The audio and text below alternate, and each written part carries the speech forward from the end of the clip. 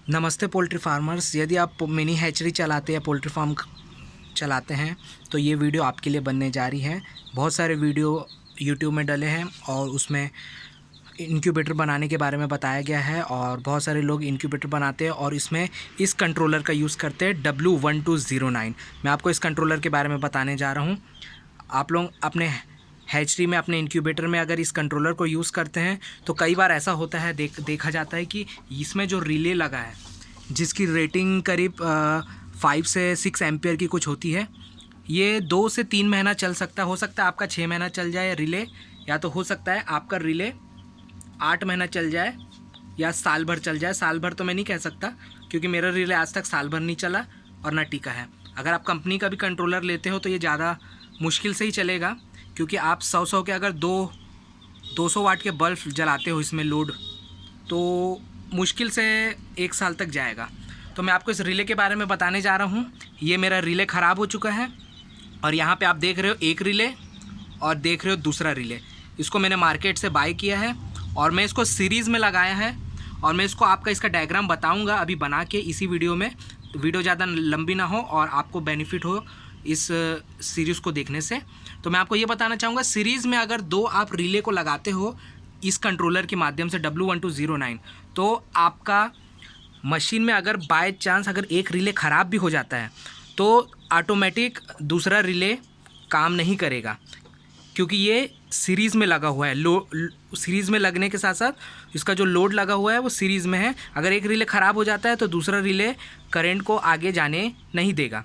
कहने का मतलब है ये एक प्रोटेक्शन प्रकार की सिस्टम है और आप इसे अपने घर पे भी कर सकते हैं। इससे ये बेनिफिट होगा, अगर आप कहीं चले गए हो और बाय चांस अगर एक रिले ख़राब भी हो जाता है तो आपकी मशीन में टेम्परेचर अधिक नहीं होगा, बढ़ने नहीं देगा, जिससे कि अंडे के अंदर जो एम्ब्रियो होता है वो ख़राब ना हो जाए।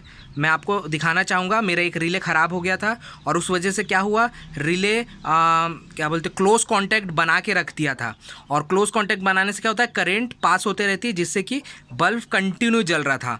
और कंटिन्यू बल्ब जलने से क्या हो रहा था, यहाँ पर जो आपको टेम्परेचर दिख रहा है वो 65 डिग्री सेल्सियस तक आ गया था, जिससे कि मशीन के अंदर के मेरे कुछ 25 अंडे थे वो ख़राब हो गए थे। अभी इसमें कुछ 8 अंडे डले हैं। तो मैं आपको अभी अपने रूम में जाके मैं आपको डायग्राम के थ्रू ये रिले के बारे में जो सीरीज़ में लगाते हैं उसको बताने जा रहा हूँ, जिससे कि आपको काफ़ी हेल्प मिले। हाँ, तो मैं अपने रूम में आ गया हूँ और मैं आपको इस रिले के बारे में बताऊंगा जो W1209 में लगा होता है। ये ख़राब हो जाता है। इसके बाद आप मार्केट से अगर 2 रिले ख़रीदते हैं तो उसको आप सीरीज़ में आप इसको कनेक्ट कर सकते हैं और इससे क्या बेनिफिट होता है मैं आपको बताऊंगा। ये आपका W1209 कंट्रोलर है। जैसे मेरा ये रिले ख़राब हो गया है और इसका ये बैक पोर्शन है, बैक में ऐसा दिखता है और इसमें जो 2 पॉइंट आपको दिए हुए हैं, यहाँ से आप शोल्डरिंग करके 2 वायर को निकाल सकते हैं, जिससे कि 12 वोल्ट आएगा और वो आपका उससे रिले ऑपरेट होगा। जिस प्रकार से ये रिले ऑपरेट होता है उसी प्रकार से आप बाहर में एक्सटर्नल जो रिले लगा रहे वो ऑपरेट करेंगे, यहाँ से पॉइंट को निकाल के। और यहाँ पे एक रिले लगा रहता है जो ख़राब हो जाता है, सोल्डरिंग करने से मैंने इस रिले को यहाँ से निकाल लिया है। तो आपका भी कंट्रोलर ऐसे ही कुछ होगा। तो अब मैं आपको डायग्राम के थ्रू बताने जा रहा हूँ और मैं आपको समझाऊँगा कि कैसे आप सीरीज़ में इस रिले को कनेक्ट करके लगा सकते हैं और इसका बेनिफिट मैं अभी आपको पहले बताता हूँ।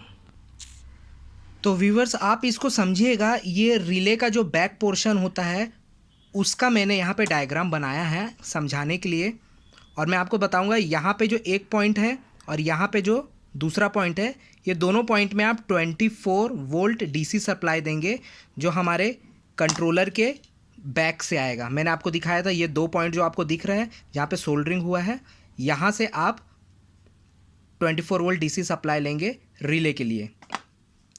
और इसका जो सेंटर पॉइंट है ये वाला, यहाँ पे आप एसी सप्लाई का फेज देंगे।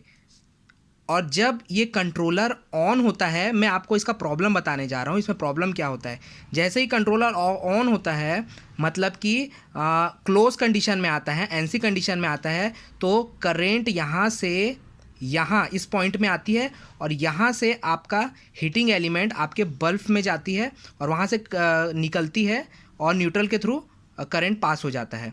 तो इससे क्या होता है, आपका अगर 3 महीना या 4 महीना या 5 या 6 महीना या 7 महीना आपका कंट्रोलर अगर चल गया और इस दौरान आपने अगर 200 वाट का भी लोड लगाया, धीरे धीरे करके अंदर की कॉइल हीट होके डैमेज हो जाती है और अचानक से यहाँ पे शॉर्ट हो जाता है। शॉर्ट होने से फिर ये जो है NO और NC मतलब ये ओपन और क्लोज होना बंद हो जाता है। इस वजह से क्या होता है, मेरे साथ क्या हुआ, यहाँ पे ये यहाँ चिपक गया हीट होके और ये क्लोज हो गया, मतलब क्लोज कंडीशन में हो गया, जिससे कि करंट यहाँ से कंटिन्यू जा रही थी बल्ब में, हीटिंग एलिमेंट में, और बल्ब कंटिन्यू मशीन के अंदर ऑन रहा और ऑन होने से ऐसा हुआ कि 65 डिग्री सेल्सियस तक टेम्परेचर बढ़ गया और जितने भी अंडे थे मेरे 25 अंडे वो ख़राब हो गए। और आप सभी जानते हैं अगर टेम्परेचर ज़्यादा हो जाए तो एम्ब्रियो ख़त्म हो जाता है, लेकिन अगर टेम्परेचर कम होए कुछ मिनट के लिए या 5 मिनट 15 मिनट 20 मिनट के लिए तो उससे अंडे को कोई खतरा नहीं होता है। आप यूँ समझ सकते हैं कि मुर्गी उठ के दाना खाने चले गई, आप ऐसा समझ सकते हैं इसको। तो अगर टेम्परेचर कम होता है तो उससे अंडे के हैचिंग में प्रॉब्लम नहीं होती, लेकिन ओवर हीट नहीं होना चाहिए। अब मैं आपको सीरीज़ में 2 रिले को लगा के दिखाऊंगा डायग्राम के थ्रू कि इससे हमको क्या बेनिफिट होता है। देखिए व्यूअर्स, अब मैं आपको 2 डायग्राम बता रहा हूँ जो मैंने रिले को सीरीज़ में लगाया है। सीरीज़ में लगाने से क्या बेनिफिट होता है।